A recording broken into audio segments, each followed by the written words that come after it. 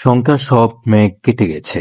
বাংলাদেশ সরকারের প্রধান উপদেষ্টা ডক্টর মোহাম্মদ ইউনূসের আহ্বানে বাংলাদেশ জাতীয়তাবাদী দল বিএনপি, বাংলাদেশ জামাত ইসলামী এবং জাতীয় নাগরিক পার্টির নেতৃবৃন্দের সাথে বৈঠক অনুষ্ঠিত হয়েছে।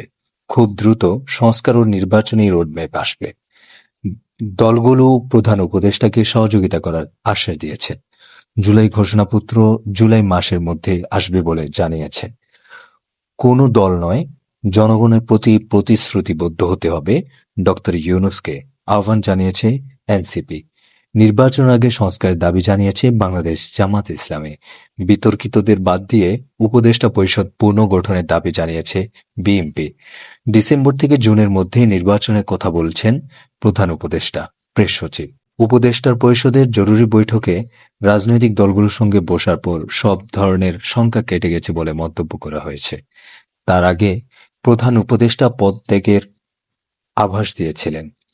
নিজের সিদ্ধান্তের কথাও জানিয়েছিলেন উপদেষ্টা পরিষদে।